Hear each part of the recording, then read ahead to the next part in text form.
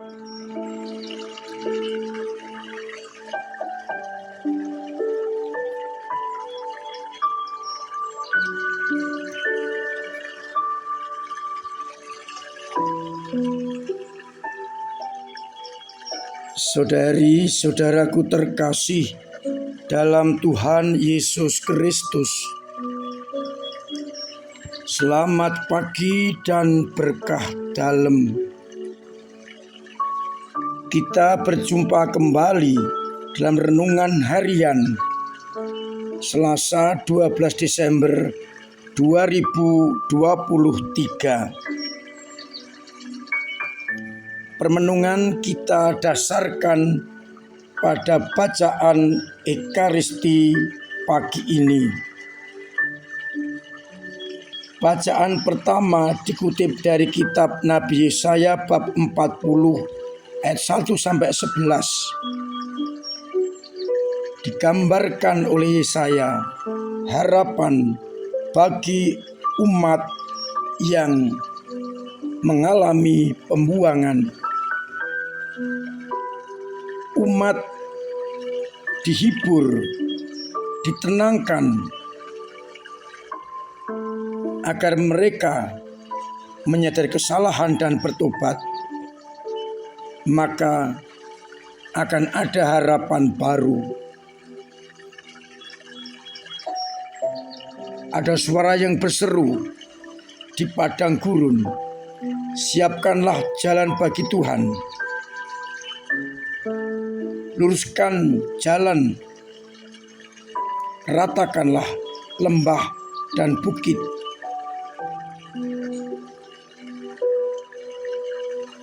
Dan umat manusia akan mengalami pernyataan kemuliaan Tuhan, asalkan mereka bertobat. Hai Sion, membawa kabar baik, nyaringkanlah suaramu kuat-kuat. Jangan takut dan jangan ditahan-tahan. Katakan kepada kota-kota Yehuda, lihat itu Allahmu, lihat itu Tuhanmu. Ia datang dengan kekuasaan. Ia akan menghimpunkan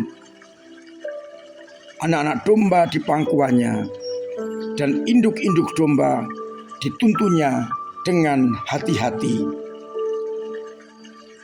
Sedangkan pada Injil Matius bab 18 ayat 12-14 kita akan mendengarkan perumpamaan domba yang hilang.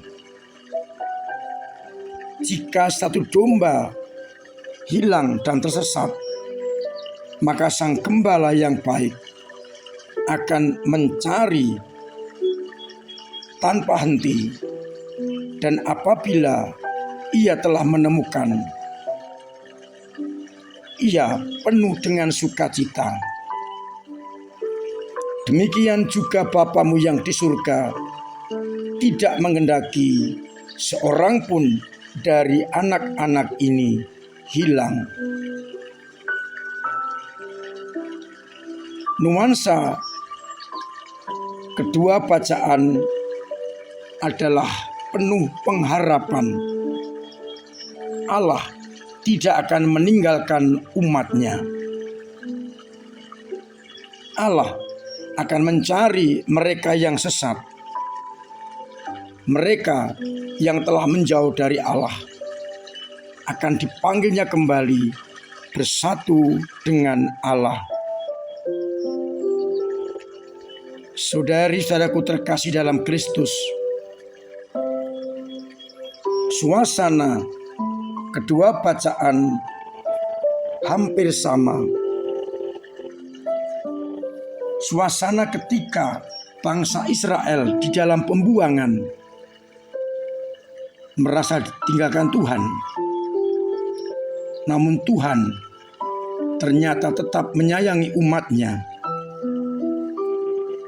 Maka saatnya untuk menyerukan pengharapan, kabar sukacita bagi siapapun yang mengalami kesesakan, kesulitan, kehimpitan, tantangan.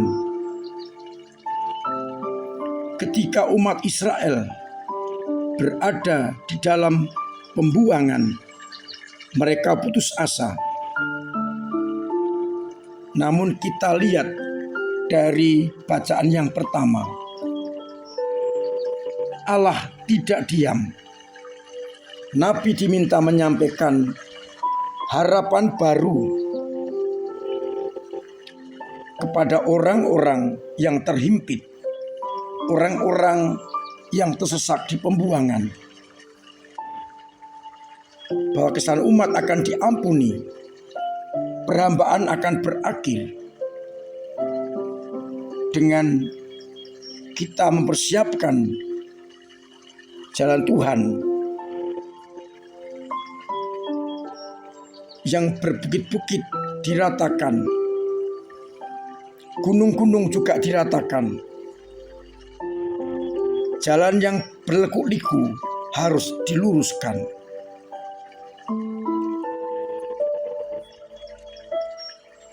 Dan umat diberi warta, kabar sukacita, dan pengharapan yang baru.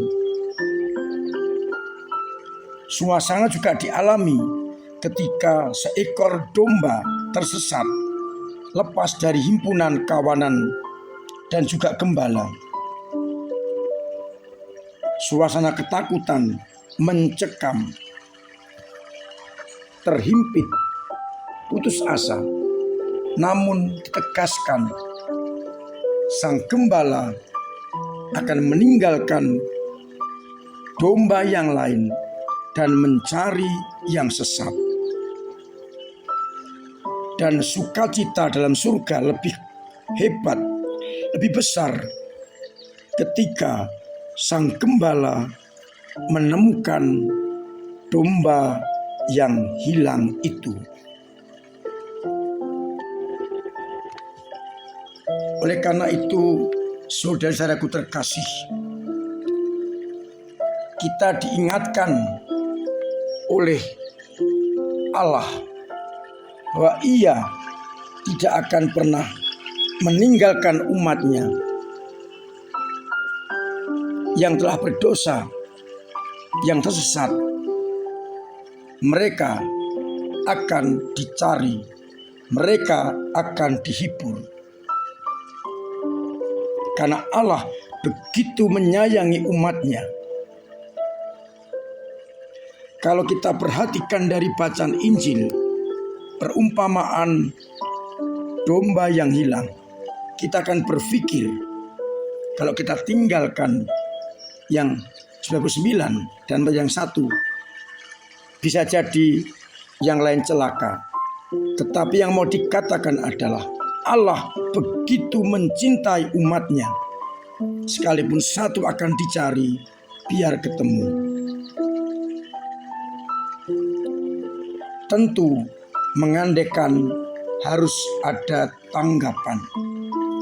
Ketika gembala mencari, maka perlulah domba menanggapi supaya gembala tahu di mana domba tersesat. Ketika Allah mencari kita yang berdosa, hendaklah kita tanggapi dengan pertobatan sebagai bentuk kita mau kembali dalam himpunan kawanan anak domba Allah. Saudara-saudaraku terkasih, dua hal yang ingin saya sampaikan sebagai bahan permenungan kita hari ini.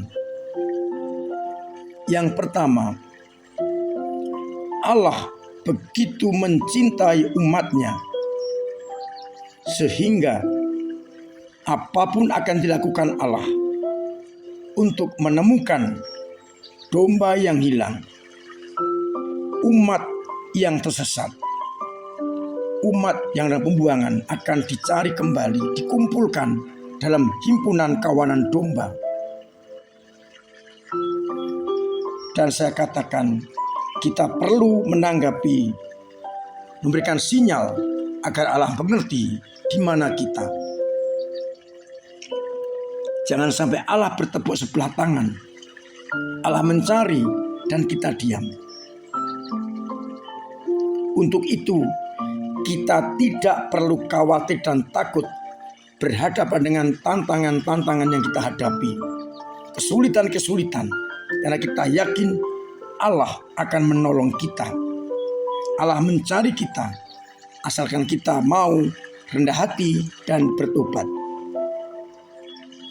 Yang kedua, pesan bacaan yang pertama kepada Nabi juga menjadi pesan bagi kita, agar kita menyampaikan harapan baru kepada orang-orang yang putus asa, orang yang lemah, kecil, miskin, tersingkir dan difabel, yang merasa putus asa.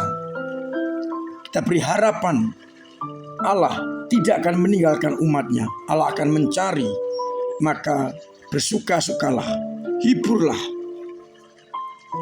sehingga orang akan mengalami kasih karunia Allah.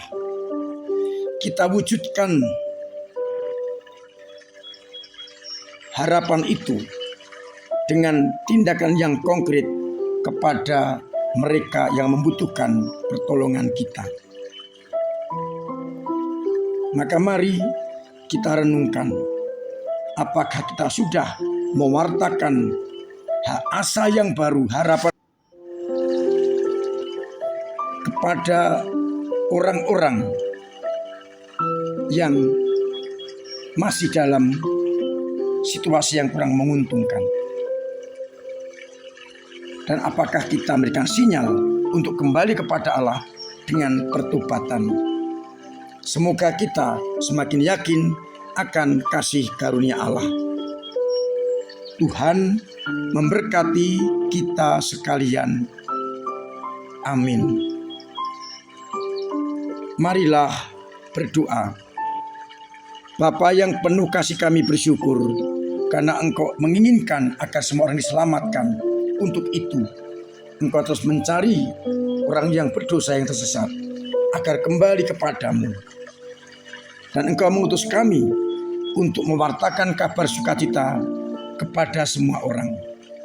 Semoga akhirnya banyak orang mendengar kesaksian kami, mendengarkan suaramu, bertobat dan diselamatkan. Kuatkanlah iman umatmu yang lemah dan yang putus asa, agar mereka memiliki harapan yang baru, sehingga mereka boleh kembali berkumpul dalam kawanan domba-Mu. Biarlah akhirnya semua orang mendapatkan kasih karunia-Mu. Semoga umat-Mu yang sakit Engkau sembuhkan, yang punya beban berat Engkau ringankan, yang punya persoalan Engkau urai, dan yang kesulitan ekonomi Engkau bantu agar mereka bersukacita. Maka sertai kami dengan berkat-Mu sendiri, Bapa dan Putra dan Roh Kudus. Amin. Saudara-saudaraku terkasih, saya ingatkan, saya himbau, bahkan setengah saya paksa untuk tetap mematuhi protokol kesehatan, karena penyebaran virus corona mulai tersebar lagi. Pola hidup sehat kita terapkan agar kita tetap sehat.